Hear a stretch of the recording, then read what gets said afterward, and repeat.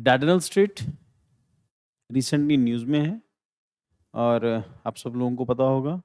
It connects Marmara sea with the Aegean sea और यहाँ पे दो स्ट्रेट्स, एक डार्डेनल्स और दूसरा बॉस्फोरस स्ट्रेट।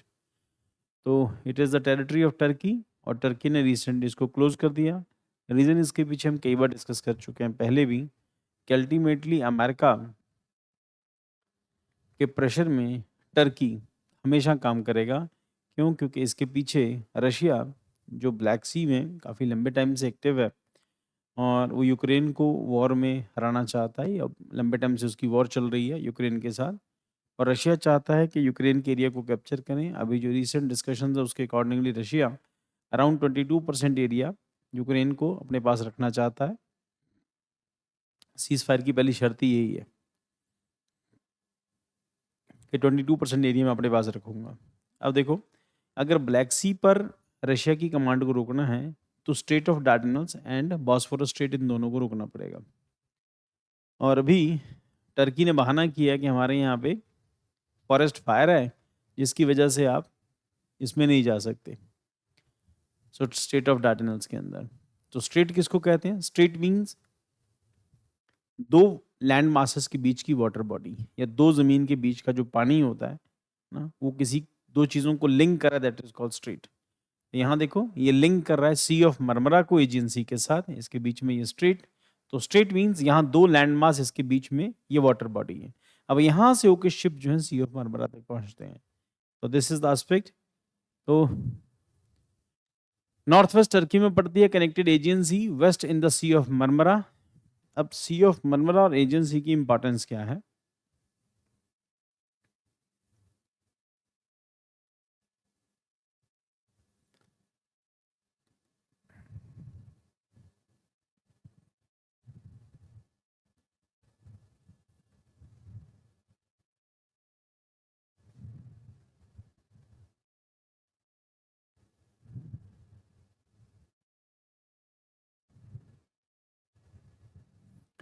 ये बेटा एजियन सी, यहाँ से ये दो स्ट्रेट्स आती हैं, Dardanelles straight and Bosphorus strait. तो यहाँ से होके ब्लैक सी में पहुंच सकते हैं। तो पहली डार्डेनल है, दूसरा एजियन सी है, दूसरी बॉस्फोरस स्ट्रेट है। तो एंट्री इसकी डार्डेनल स्ट्रेट, इसके बाद फिर दूसरी स्टेट आएगी। जो उसमें ज्योग्राफी कर चुके हैं उनको पता होगा, जो वर्ल्ड ज्योग्राफी डिस्कस कर चुके हैं हम लोग। सो जियोग्राफिकल सिग्निफिकेंस क्या है? सेपरेट यूरोप को Gallipoli peninsula from the Asia minor से सेपरेट करता है। और हिस्टोरिकल नेम इसका हेलेस्पॉन्ट, इसका पुराना नाम था हेलीज सी के नाम से इसको कहा जाता था, पुराना नाम इसका। और ये प्रिंसेस हेली थी, उनके नाम पर इसका रखा गया था। डायमेंशन लेंथ 61 किलोमीटर विड्थ है और 1.2 टू 6.5 किलोमीटर इसकी जो विड्थ होएगी। बाकी लेंथ इसकी लगभग 61 मीटर है और लगभग 1.2 टू 6.5 किलोमीटर तक ही इसकी विड्थ है। तो इसका मतलब बहुत नैरो है। तो शिप्स यहाँ बड़ी मुश्किल से निकलते हैं यहाँ से। और उसके बाद स्ट्रेटेजिक रोल क्या है? Long with the Bosphorus strait from the only sea route between the black sea and the world's oceans. की लोकेशन क्या है? गैलीपोली पेनिनसुला, मेजर पोर्ट है गैलीपोली, एंड एकिया बेट एंड सेनेकाला। ये ज़्यादा इंपॉर्टेंट नहीं है। इंपॉर्टेंट रिसेंट डेवलपमेंट क्या है? टेम्पररी क्लोज्ड शिपिंग ट्रैफिक अगस्त 25 due to the nearby forest fires. अब देखो बेटा, रशिया को यहां पहुंचने का यही एक रूट है। एज यू नो दैट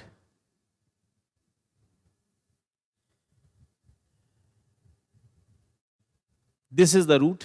ये बॉस्फोरस स्ट्रेट्स और ये डार्डेनल स्ट्रेट्स। तो डार्डेनल्स, पहले डार्डेनल आएगी फिर बॉस्फोरस आएगी। तो डार्डेनल्स बॉस्फोरस तब जाके आप ब्लैक सी तक पहुंचेंगे। And this is the area of Ukraine. ये सारा यूक्रेन है, यहाँ रशिया है, तो दिस इज यूक्रेन। तो यहाँ तक पहुंचने का रूट तो यही है। अगर हम लोग कहेंगे टर्की अमेरिका के प्रेशर में काम नहीं कर रहा है, ऐसा नहीं है। उसने फॉरेस्ट फायर के नाम के ऊपर यहाँ पर जहाज़ों की एंट्री बैन कर दी है। अब टेरिटरी उसकी है, मर्जी उसकी, जिसको मर्जी वो अलाउ करे, जिसको मर्जी चाहे वो रोक दे। अब यहाँ तक पहुंचने का रूट तो यही एक है, ब्लैक सी तक, और यहाँ पर यूक्रेन है। और रशियन शिप यहाँ से होके अगर यहाँ नहीं जाएंगे तो ऑब्वियसली उसको यहाँ पर थोड़ा सा है ना सेटबैक रहेगा। अब देखो क्या होता है इसमें आगे चल के। और इंटरनेशनल रिलेशंस में यही एक इम्पॉर्टेंट पॉइंट है कि अमेरिका जिसको चाहता है उसको नचाता है।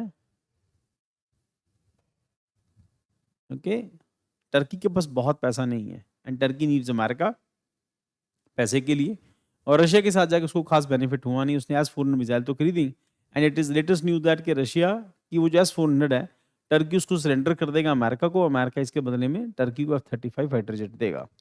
और F-35 fighter jet America India पे प्रेशर डाल रहा है इस काफ़ी दिनों से, बट हमें पता है कि F-35 बहुत इफेक्टिव नहीं है और बेशक दुनिया का सबसे एडवांस फाइटर जेट्स में से एक है, बट उसकी अपनी कुछ प्रॉब्लम्स हैं। पहले इंडिया में खड़ा रहा, अभी आज रिसेंट रिपोर्ट्स आ रही हैं कि ब्रिटिश नेवी का एक फाइटर जेट जो है उसने जापान में लैंडिंग, इमरजेंसी लैंडिंग की है।